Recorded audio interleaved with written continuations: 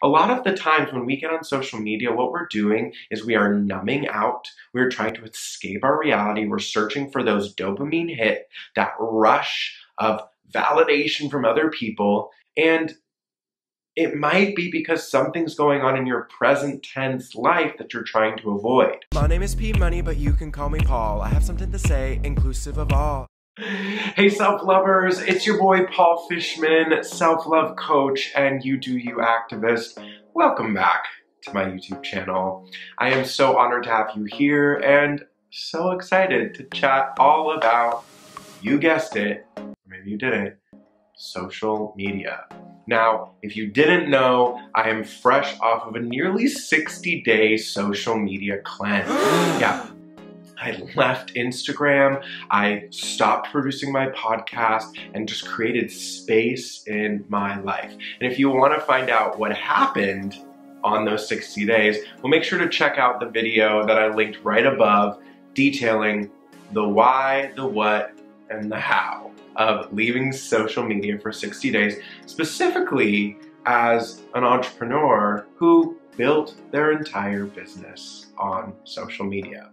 Now, a lot of you have been asking me, Paul, okay, I don't want to leave social, but I feel like I want to create some healthier boundaries for myself. Do you have any suggestions? Do I? I have lots of suggestions, but I'm going to limit today to just 3 key things that you can do to support yourself limiting social media and creating healthy boundaries with Instagram, Facebook, TikTok. If it's still around, I'm filming this before, and so much more. So please excuse my quarantine hair while we get into it.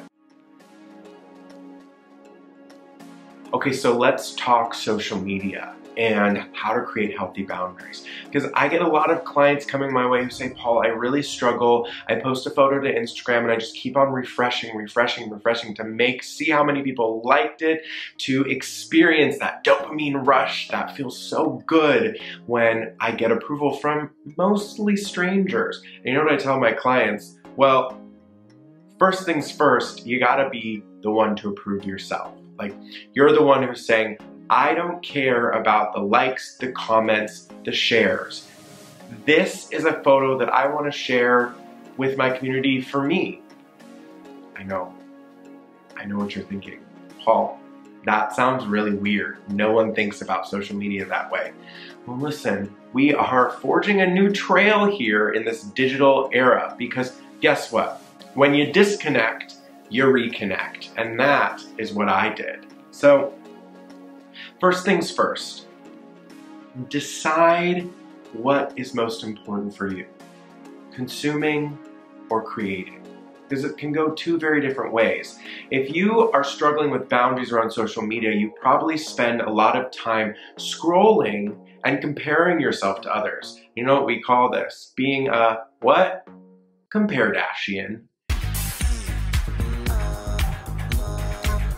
Yeah, comparing yourself to other people, aka being a compare-dashian, is never a cute look. So, if you are consuming content, aka scrolling more and more and more and feeling worse and worse and worse about yourself, it's time to utilize my first tip on creating healthy boundaries with social media.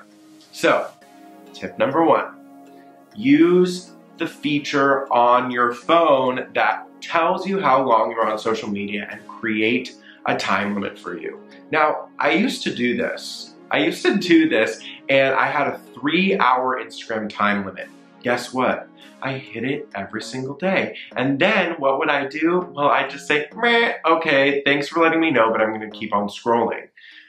How did I justify this? Well, I justified this because I built my business on Instagram, so it's business time. What was I really doing? I was consuming. So I got really crystal clear on what would work well for me, and I said, okay, 3 hours of time on Instagram. And then the time just kept on ticking by. And then I would look at my screen report and realize that I was spending twice as much time a day on Instagram.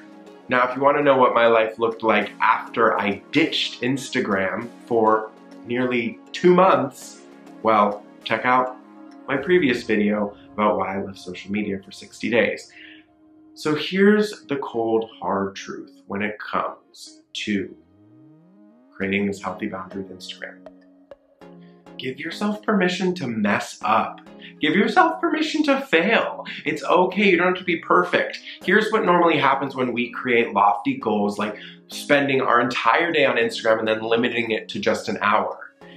It's gonna be really tough to get through those days, right? From going to spending 8 hours a day to just 1 hour a day on social media. It's gonna be really, really tough to do that. So, give yourself a little bit of grace. Maybe say, I'm gonna start my time limit at 5 hours and see if you can maybe not hit the time limit. I know 5 hours sounds crazy, but you would be surprised how easily time adds up. There have been times where I've opened up Instagram to find a post that I really liked, and 2 hours later I'm still scrolling. If you can relate, hit the like button. If you can't relate, still hit the like button. Now, here's the deal. Be gentle with yourself. This is something that you'll find that I'm really passionate about. You're not going to have it all the first try. You're going to mess up. The biggest thing that you can do for yourself is pick yourself back up off of the floor and try again until you realize that it gets easier and easier and easier. You see, the mistake that I made was I would just say, okay, that's great. Thanks for telling me I've got 3 hours and I'm gonna continue scrolling. It just decided that I wasn't even going to try. I put the timer in hoping that it would fix things and it didn't. So, first step, tip number 1, create that timer with the caveat of giving yourself room to explore and figure out what works best for you so that you feel good.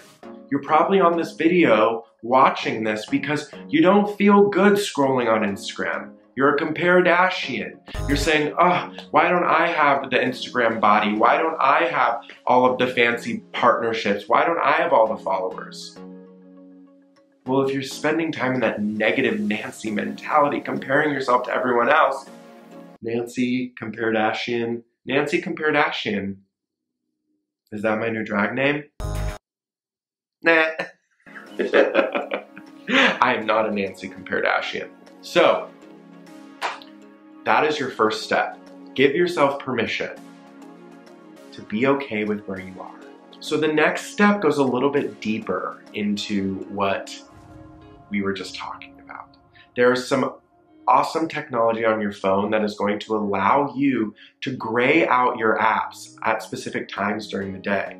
Meaning, if you're like, okay, I don't want to use Instagram for more than 3 hours a day, and I really just want to do it from noon to 3 p.m. so that it's in the middle of my day and I can dedicate the morning to my morning routine and like getting settled at work, and then the evenings to being with my family and friends or whomever I'm spending time with, even if it's just alone time with me and not just scrolling on the IG. You can set a time limit for those apps and specifically gray them out, which is a really, really awesome way to partner the timer and this limitation. Why? Because if it's gray, then by tapping it, you know that you're breaking a rule. No one likes to break rules. That's why we tend to just decide to throw all the rules out the window and not even have any rules. Does this make sense? Well, you can't answer me, but let me know in the comments below if you've tried these things or if you have other specific tools that you've used to create healthy boundaries with social media. Another thing that you can do, and this is what I did when I left social media, is I deleted all social media apps off of my phone.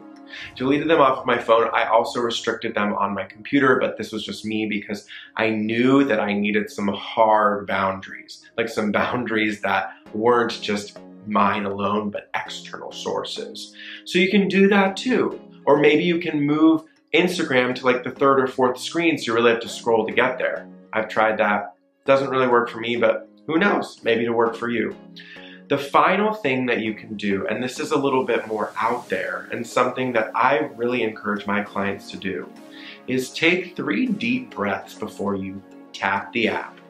when I say take 3 deep breaths, what I'm actually asking you to do is to take a pause. Pause the action and give yourself some space to kind of recognize what's going on. A lot of the times when we get on social media, what we're doing is we are numbing out. We're trying to escape our reality. We're searching for those dopamine hit, that rush of validation from other people. And it might be because something's going on in your present tense life that you're trying to avoid. So what I always ask you and my clients to do before doing anything that is emotionally numbing you is to take 3 deep breaths. Create that space. Why don't we try it together?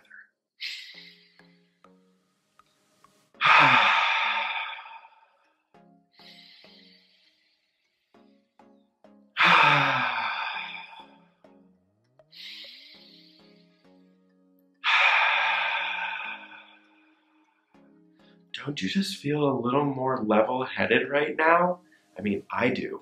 Sometimes just by saying, I'm gonna take 3 deep breaths before I tap the app, it gives you space to say, you know what, I actually don't wanna do that. I wanna go back to doing what I was doing before. Or maybe I wanna have the conversation with the person in real life and not be a keyboard warrior on Facebook. Keyboard warriors, you know where I'm calling you out. You're probably getting ready to keyboard warrior and cause a fight in the comments right below about how I'm wrong, or not really. None of that really. I don't really care. You can voice your opinion down below. I think it's a great opportunity to learn, because if you're triggered by this, you're just like, that doesn't work for me. Well, cool. Figure out what does. These are just 3 ways that I am empowering and inspiring you to consider limiting your social media and creating those healthy boundaries. Now, if you want to find out what healthy boundaries feel like and what it actually can look like for you by stepping away from social media, make sure to check out my Why I Left Social Media for 60 Days video. It's linked right above. It's also in the description box below. If you like this video, please consider subscribing. Give me the big thumbs up. You can follow me on Instagram at Paul Fishman and check out my podcast, The Road to Self-Love. Until next video, remember, you are worth it, you deserve it, and you are not alone. Bye. My name is P Money, but you can call me Paul. I have something to say, inclusive of all. I'm proud, I'm loud, I don't want you to panic.